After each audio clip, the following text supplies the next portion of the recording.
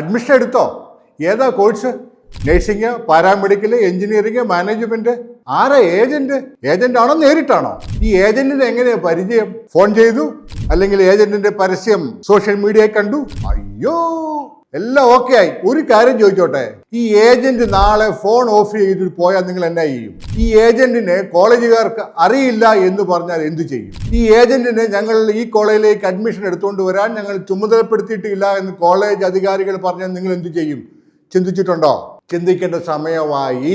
രണ്ട് സാഹചര്യങ്ങൾ, രണ്ട് സംഭവങ്ങൾ പറഞ്ഞു തരാം. ഒന്ന്, ഇത് കണ്ടോ, കർണാടകയിലെ പ്രശസ്തമായ സെന്റ് ജോൺസ് മെഡിക്കൽ കോളേജിന്റെ പേരിൽ ഒരു ഏജന്റ് പരസ്യമിട്ടതാ. നഴ്സിംഗ് അഡ്മിഷൻ കൂടാതെ കുറെ കോഴ്സുകളും. പക്ഷേ ഇത് സെന്റ് ജോൺസ് അധികാരികളെ ശ്രദ്ധയിൽപ്പെടുത്തിയപ്പോൾ അവരടുത്ത നോട്ടീസ് സർക്കുലർ ഇറക്കി. സെന്റ് ജോൺസിലോട്ടുള്ള അഡ്മിഷൻ കർണാടക KCET 2026 എൻട്രൻസ് മുഖേനയാണ്.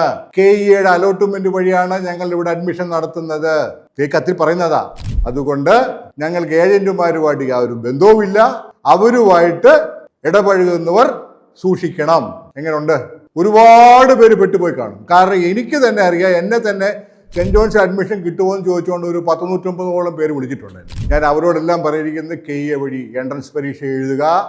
ഒരു 10,80,000 റാങ്കിനകത്ത് കിട്ടിയാൽ നിങ്ങൾക്ക് ഓപ്ഷൻ എൻട്രി വഴി അഡ്മിഷൻ കിട്ടുമെന്നാണ് ഞാൻ പറഞ്ഞു കൊടുത്തത്. അടുത്തത് വയനാടുകാരി ഒരു കോളേജ് ക്യാമ്പസിൽ പ്രിൻസിപ്പളിന്റെ സാന്നിധ്യത്തിൽ ആ ഓഫീസിൽ വെച്ച് പൈസയും സർട്ടിഫിക്കറ്റ് എല്ലാം കൊടുത്താ. അതിന്റെ അഡ്മിഷൻ എടുത്ത് കുറച്ച് ദിവസം കഴിഞ്ഞപ്പം സ്ഥാപനത്തിലെ പഠിത്തം അവസാനിപ്പിച്ച് തിരിച്ചു വന്നു. ഈ കുട്ടി എല്ലാവർക്കും പരാതി അയച്ചു. ഇതിന്റെ അന്വേഷണത്തിന്റെ ഭാഗമായിട്ട് കോളേജിന് ഇന്ത്യൻ നേഴ്സിംഗ് കൗൺസിൽ കത്ത് കൊടുത്തു. പോയി അവസാനം ഇവർ തടി ഊരാൻ വേണ്ടി നേഴ്സിംഗ് കോളേജുകാർ ഇന്ത്യൻ നേഴ്സിംഗ് കൗൺസിലിന് മറുപടി കൊടുത്തു. ഈ കത്തി പറയുന്ന ഏജന്റിനെ ഞങ്ങൾക്ക് അറിയത്തില്ല, ഞങ്ങൾക്ക് അങ്ങനെ ഒരു അഡ്മിഷൻ ഏജന്റ് ഇല്ല, അത് മൂന്നാം കക്ഷികളുമായിട്ട് എന്തെങ്കിലും സാമ്പത്തിക ഇടപാട് നടത്തുന്നതിൽ ഞങ്ങൾക്ക് യാതൊരു ഉത്തരവാദിത്വവും ഇല്ല എന്ന്. ഇതാണ് അതിൻ്റെ ഭാഗം. അത് ഞാനിവിടെ എന്താണെന്ന് ഇംഗ്ലീഷ് എഴുതി കാണിക്കുന്നുണ്ട് മറുപടി. ഇതാണ് നിങ്ങൾക്ക് സംഭവിച്ചുകൊണ്ടേയിരിക്കുന്നത് കുറേ വർഷങ്ങളായി. അഡ്മിഷൻ എടുക്കാൻ വരുമ്പോൾ ഒന്നും അറിയത്തില്ല. ഏജന്റ് വിളിച്ചു, സ്കൂളുകളിൽ നമ്പർ എടുത്ത് അവൻ വിളിച്ചു, അല്ലെങ്കിൽ സോഷ്യൽ മീഡിയ പരസ്യം കണ്ടു, കളർഫുൾ ആയിട്ടുള്ള പരസ്യം, കാണാൻ കൊള്ളാന്ന് പെമ്പിള്ളാർ വന്ന് പറയുന്നു, അവർ പറയുന്നു, ഇവർ പറയുന്നു, നല്ലതാ പോരെ. ചെന്ന് കഴിഞ്ഞിട്ട് നിങ്ങൾ അന്വേഷിച്ചോ, ഈ ഏജന്റിനും ഈ കോളേജുമായിട്ട് നിങ്ങൾക്ക് അഡ്മിഷൻ എടുത്ത് തരാമെന്ന് പറയുന്ന സ്ഥാപനവുമായിട്ട് എന്താണ് ബന്ധം? രേഖാമൂലം നിങ്ങൾ പരിശോധിച്ചോ? നിങ്ങൾ കണ്ടോ? അതാണ് എൻ്റെ ചോദ്യം. നാളെ എന്തെങ്കിലും സംഭവിച്ചാൽ ആര് ഉത്തരവാദിത്വം പറയും? ഇവൻ ഫോൺ ഓഫ് ചെയ്തിട്ട് പോകും, കോളേജുകാർ കൈമലർത്തും. ഈ രണ്ട് സംഭവങ്ങളിലും ഉണ്ടായതുപോലെ മുമ്പോട്ട് ഉണ്ടാകാതിരിക്കാൻ എൻ്റെ പൊതുജനങ്ങളെ ശ്രദ്ധിക്കുക. എനിക്ക് ഒരുപാട് വരുന്നുണ്ട്, ആ ഏജന്റ് പറഞ്ഞു ഇത് നല്ലതാണോ? ഞാൻ പറയത്തില്ല.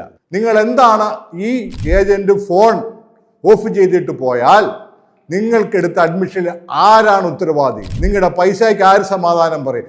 നിങ്ങളുടെ സർട്ടിഫിക്കറ്റിന് ആര് ഉത്തരവാദിത്വം പറയും? കുട്ടിയുടെ ഭാവി പോയാൽ അതിന് ആര് ഉത്തരവാദിത്വം പറയും? ഈ ചോദ്യങ്ങൾ നിങ്ങളോട് തന്നെ ചോദിക്കണം, ഉത്തരം കണ്ടെത്തണം. എല്ലാവരും താല്പര്യം ഉണ്ടെങ്കിൽ ഒന്ന് സബ്സ്ക്രിപ്ഷൻ എടുത്തു. മുമ്പോട്ടാട്ടെ, കൂടുതൽ കാര്യങ്ങൾ പറഞ്ഞു തരാം. എന്നെ ശ്രമിച്ചതിന്.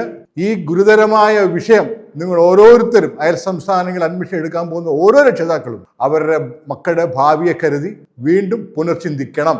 അതുകൊണ്ട് ഇത് എല്ലാവർക്കും ഒന്ന് ഷെയർ ചെയ്യുക. നന്ദി, നമസ്കാരം.